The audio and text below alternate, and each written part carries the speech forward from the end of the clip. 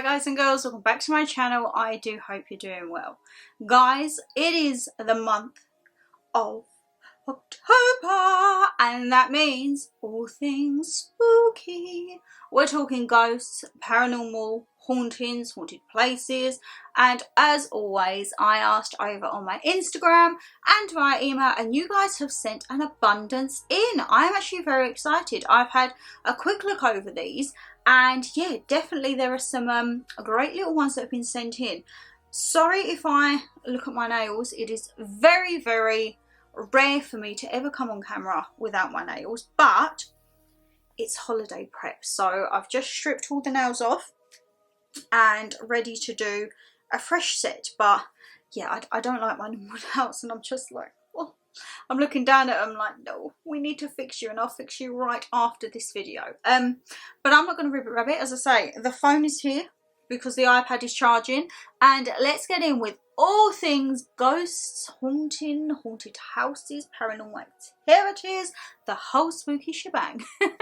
Right, you know how we do on this channel, we like to get comfy. So, let's have a look.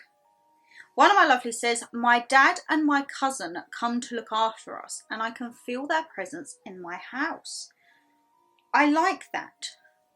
You feel a presence and you're not afraid. A lot of people will feel presences and get scared. For example, like mum. Mum gets very scared. Anything paranormal, spirits, anything like that, you guys know she is very much like, no, she gets very freaked out by it all, I can't lie. And I kind of embrace it. I'm like, mum, it's not gonna, they're not here to hurt you, like, it's good things. Growing up I always had orbs in my photos and mum would be like, what are they? Obviously I got older and I learned what they were, and it's just little spiritual energy balls from like loved ones. And I said to mum, I'm not worried. And she was like, are you not? I think one of them, there was like 5 things around me. And she was like, Shan, like, we need to go get you checked. And I'm like, mum, I'm absolutely fine until it causes harm, which hopefully I don't think it would do, but if it did, I'd be like, okay, and then we need to see someone. Sorry about my hair as well, we've kind of gone for like a pineapple stage today, but I love that. And you know, how do you know it's your dad and cousin? I would like to know that. Maybe drop me a DM as to specifically why you think it's them. Has stuff happened? Did they pass recently? Are there any signs that it's them? I'd like to know. One of my lovelies says, hi Shan. When I was little, I used to come out of my bedroom and see a maid. She was dressed in a traditional maid outfit, carrying a tray with drinks on. I was never frightened of her for some reason. She used to just smile and then disappear. When my dad passed, I saw him once standing at the top of the stairs. I'm not going to lie, that was a bit weird, but it was very comforting at the same time. I've not seen anything for years now, but I guess I have to believe after what I've seen. Oh, wow. So obviously your dad standing at the top of the stairs might be like looking over you, and then the maid. Maybe it was like an old house where the maids used to work, or maybe someone perhaps passed in the house, and because you hear like they get trapped where they are, so maybe the maid either passed in the house or like it was her job when she was alive and her spirit just returned. Oh, that's a good one. One of my lovelies says, oh God, Jesus Christ. I tell you what I don't like as well, because when I don't have my gel on, I've got like no grip. I feel like, ugh, and I don't like the feel of them. Ooh, heebie-jeebies. One of my lovelies says, I don't like horror movies, they scare me. But one time I was home on my own and the telly kept switching on and off on its own. Then I heard a big bang. Something fell and I had a feeling my gran was giving me a sign from her grave to be strong and brave. Oh, bless you. I definitely feel like my nan used to be in the presence at my mum's house. When we used to be in the living room, I would sit there and I would feel like the door would open and someone would sit at the end of the sofa, which was always my nan's seat when she come. And I remember when I told mum, and my mum was like, don't say that, don't do that. And I'm like, mum, I'm not scared, I just feel like, oh, okay, someone's here. And I feel like that was my nan. But see, we're different there. I love a good horror. I love something to get my adrenaline like, whoo. But yeah, Dan not so much. He did come and see The Conjuring with me, the new one, and he was okay. But trying to get into that loft was eventful because he's worried that I'm going to put something up there. I'm like, look, I can't even get up that loft on my own. Like, me and trying to work with a ladder, guys, you'll see in a life update vlog, me and ladders just do not go together, and a consequence of that, I almost had 7 years bad luck of smashing a mirror. If you've seen the house tour, you know where the mirror is, you know where my loft is, you know what a ladder could do. Whew! Yeah, I'd have been putting this house on sale if I'd smashed that mirror. Let's say that. And if the telly was going on and off, they do say, like, it's their way of interacting. Either telly goes on and off or, like, lights flicker. I love that. I do believe in the paranormal very much. So, and always have from when I was a little girl. As me and my mum and my mum's mum were white witches. I've had 3 readings done over the years, and everyone has said some things. And the last one said, your dad don't need a reading done, as you have white witch in you. And my partner never believed in it until she said to him about her passing, and we didn't tell her nothing about that. Oh, wow. What is a white witch? Am I being very ignorant there? I don't know what a white witch is. To be honest, I didn't know they're different. This is going to sound so... They're different colour witches? Like white witch? I just thought a witch had like the black cloak and the black hat. Do we have witches then that are white cloak, white hat? Oh, I would actually like to know more about that. White witches. Does anyone know what a white witch is? And I would absolutely freaking love to get a reading done. Brogan and Liam, they have someone up in Scotland, and Brogan swears by her. She says like she's to the T. So next year, me and Dan said whenever we're up there, we're definitely going to try and sort out a booking with this lady, because you have to book her months in advance. So I'm like, wow. This woman is good if you've got to book her months in advance. So yeah, if anyone else has had a reading, or if anyone knows of someone good with readings, Essex, Kent, Norfolk, Hertfordshire, Cambridgeshire area, we actually anywhere in the UK, you know me and Dan, we love a road trip, but yeah, I would like to have a reading. Sometimes I would and I wouldn't. If they were going to say to me, this is how you're going to die, this is, I'll be like, la la la la la, don't want to know, I'm just going to live my life. If they was to tell me like you've got good fortune coming and like good life ahead, I'm like, absolutely. But we was at Great Yarmouth a couple of weeks ago, and they had a little booth along the pier side where you could have tarot readings. And Dan was like, do you want to go in for one? And I was like, oh, I don't know, because tarot is something I've never really delved into. I know the basis of it, but I'm kind of like, I might not like what they're going to say to me. So I didn't want to ruin a weekend and go and have a tarot reading where I'm like, I don't appreciate what you're saying, mate, okay? We're just going to leave it at that. But yes, I would like to know what a white witch is. And as I say, if anyone knows of good places for mediums, readings, anything like that. Oh, this is a long one. Hello, my lovely Mama G and Dan. When we moved house when I was 4, there was myself, my twin and my sister. We shared a big old style metal frame double bed, and I'm sure Mama G will recall the type, a heafy beast of a bed. I feel like I've seen them in movies, like the huge ones that, as you say, like if they try and move it, it's like nothing. Anyway, we had just moved in, so us 3 shared the bed as we was all tiny tots. We had an old style eider-down feathered cover which weighed a ton and was always ice cold until your body warmed it underneath. Lol. There was a blanket underneath somewhere. One night I sleepily woke as I felt so cold to feel someone tucking me in. I felt the blankets being taut. I looked at who I assumed would be my mum or dad and saw no one. I just saw the blankets move and I felt it. I wasn't scared, I just felt very cold suddenly. In the weeks that passed, the dog would misbehave, stood growling in corners, and he'd become upset when home alone, whereas he never did in our previous house. Cupboards would be emptied when we were out, things stacked in piles on the kitchen table, and the old-fashioned loo would flush by itself. Now, they always say that whenever you see a horror movie, normally there is like a dog, whether it be a German Shepherd or a Doberman. A dog will go bananas, and the dogs can sense it like babies.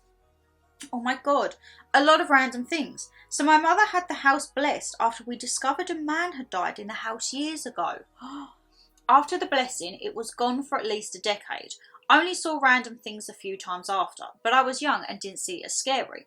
I'd run a mile if that happened now though, so I do believe in ghosts. I rarely share these memories as people look at me like, yeah, itchy, itchy chin. On a different note, I'm a silent subscriber. Just wanted to say I love all your autumn decor. Love and hugs. Oh, thank you. Love and hugs. And don't be a silent subscriber. Chat to me. I love a chit chat and get involved in all the videos. I love this. Right. The dog. So the man died in the house previously and it went for at least a decade. So I take it maybe you may have moved out or gone to an alternative home and not heard anything else. The thing that I think I would like get annoyed at is like if you're emptying my cupboards. I can't lie, guys. I spent a freaking fortune of a time stacking my cupboards. If I come back and that was all on my top, I'd be like, nah, I can't deal with this. Let all the doors slam or whatever, but don't empty me cupboards out for God's sake, please. Oh my God. I love that. See, the bed, it always seems to be like the bedroom where like the horror things start, and it is normally like the feel of the pulling of the covers or like there's something underneath or like a tapping at the end of the bed. Why is it always the bedroom? Why is it always like your safe place where you feel you just want to chill out, you just want to relax, and someone wants to play the heebie-jeebies? You're just like, no, not today, please, not today, thank you. One of my lovely says, I believe that the orbs we see are spirit and ghosts do exist. I've seen shadows and orbs when people have passed and I've heard things. But I also believe in the afterlife where there is another place for us all. I'm not really one for horrors. I do like the more upbeat films, to be honest, but each to their own. There is definitely something more to humans as we are all made up of energy and water. So what does this tell us all? It's very intriguing. Have an amazing Halloween. Oh, have a fabulous Halloween too. Okay, I believe in the afterlife. I don't know as to what degree of the afterlife. But I do believe this can't be it. When you say and think of we're made up of energy and water, it's actually very weird to think that we are just bundles of energy. Like bundles of energy have created us. Obviously, we know the reason, everything as to how to create us, but we are like energy. Energy, enzymes, genes, DNA, we're all made up of that. There can't be more. And I always think, because I could go on a tangent about aliens and UFOs and everything like that, and I think, are people looking down at Earth being like, what is that? Is there another universe that is so much more like technologically advanced than us? Are we behind with the times? Like, all of this stuff fascinates me, and I could go on such a tangent and a whirlwind of like, is someone watching us right now? Is someone up there watching Earth? Because there's too many suspicious things in the sky at the moment to make me think that there's not possibly something else out there. Why is Area 51 so secluded? I, in my lifetime, would love to have a revelation of Area 51 as to what actually happens in there. Probably will never, ever, ever have a revelation, but you never know what you put in the universe, do you? But I like that. I'm not really one for horrors. I like a bit more upbeat. I'm with you there, but I do love a good horror. I love to sit there and get engrossed, and where you get goosebumps because you know something's going to happen, and then boom. Yeah, I like that. I'd love to think there's an afterlife or something after death. I'd love to see my gran and gramps again, as my gramps passed away when I was 7 and my gran died when I was 28. I'm 52 now, and not one day goes by where I don't miss them, and I'd love to have a chat with them, a meal, a hug, anything would be nice.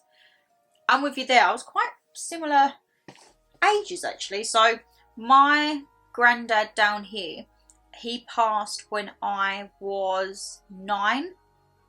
Just after my 9th birthday, actually, a couple of months after.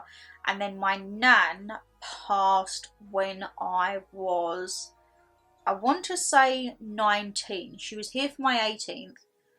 I want to say 19 because I was on holiday. It was the first holiday with our parents, and it was my uncle's wedding. So yeah, I was 19 when my nan passed. And it's so weird how time goes. Like, I always thought like I'd get a house like nan, I'd pick her up from Kent, I'd bring her down for like the week and that. And it's so strange, and I think that's why I like to have like a presence with my nan here. So the canvas with the donkeys on, my nan loved donkeys, and that's like the 3 donkeys is like me, my mum and my nan. And there's like little touches around the house that remind me of my nan. And well, when we was unpacking the suitcases the other night, there's one where it's kind of like the odds and bobs, but in there's like a bag within a bag. And we was packing, and Dan was like, "What's this case?" And I was like, "Oh, I completely forgot about that." And he was like, "What is it?" And I was like, "Open it up."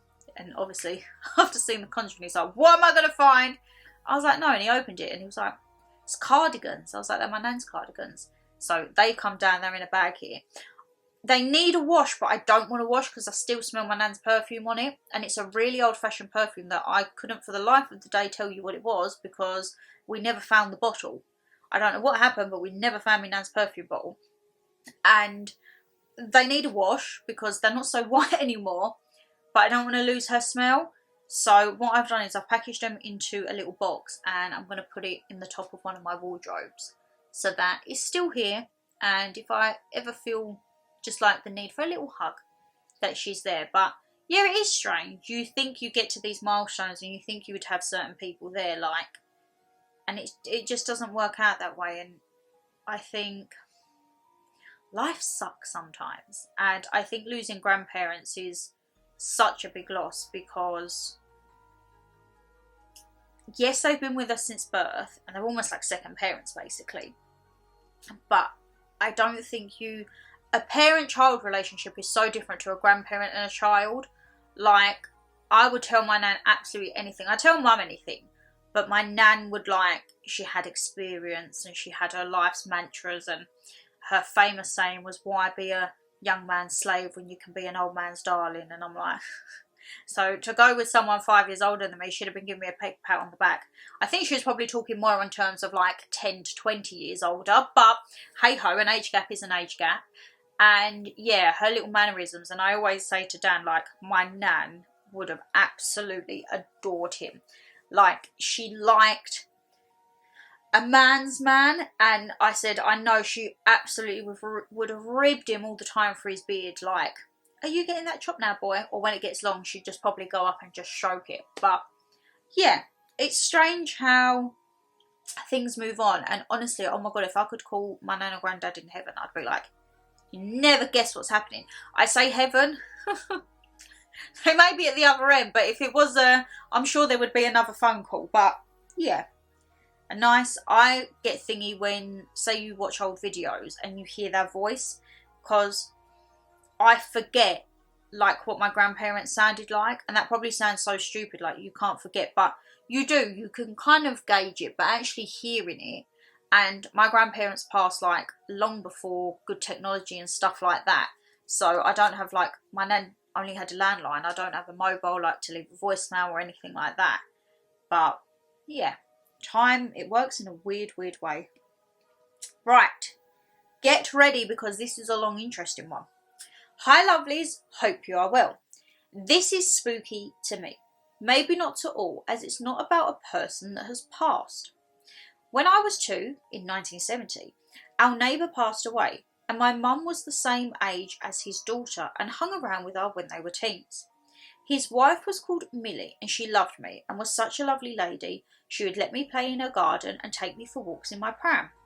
She always said I helped her get over her husband and I kept her busy. Now her son and daughter both moved from the UK to Australia a few years later. My mum lost touch with her daughter but kept friendly with her mum, as she was a great neighbour. I remember her and mum chatting over the fence most days. That rarely happens now. Not many know who their neighbours are. Honestly, we knew our neighbours at my mum's. There's only a handful that we'd speak to.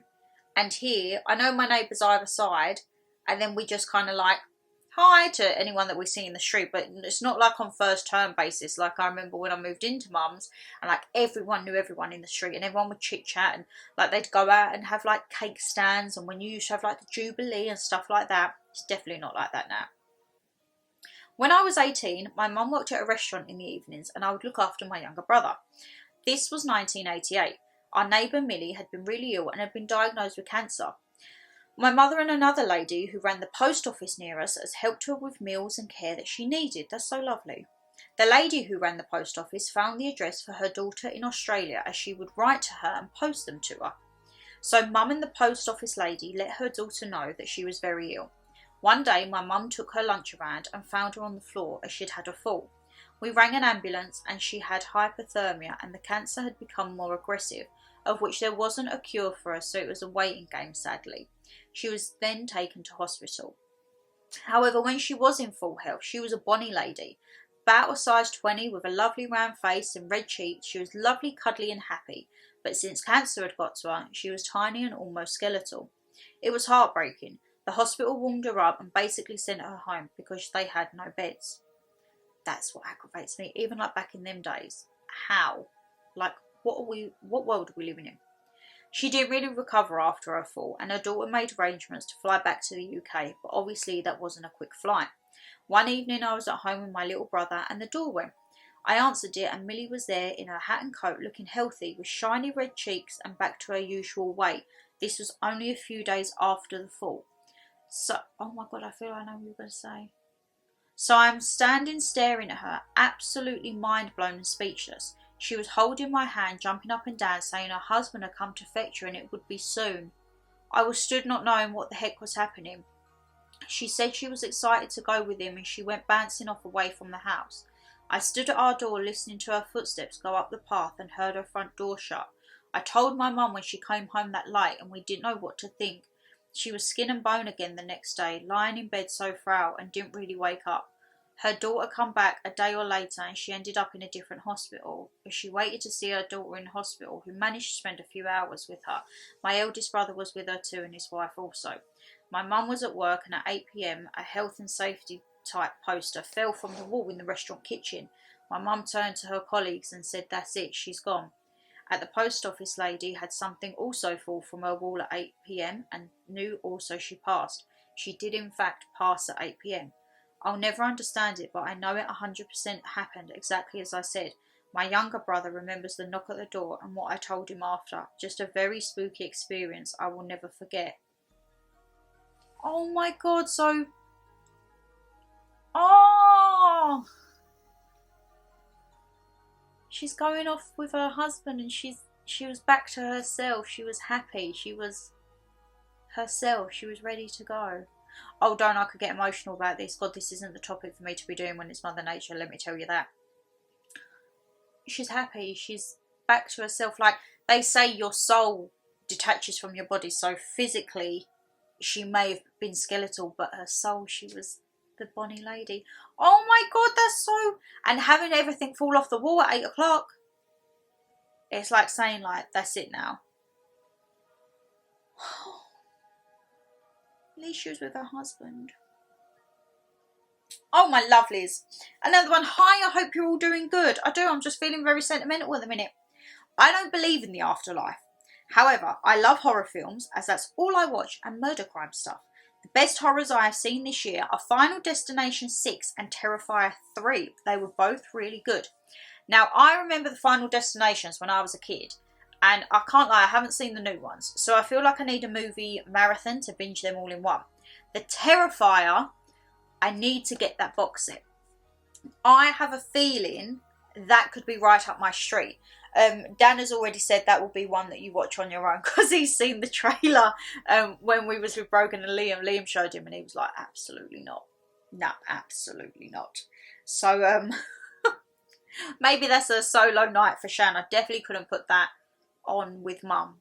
I've got to be careful of Mum's heart now. Jesus Christ. My lovelies. Hi Shannon sweetheart, Dan the man and the wonderful Mummy G. Well, once again, a very important topic for me. I love that you like these topics.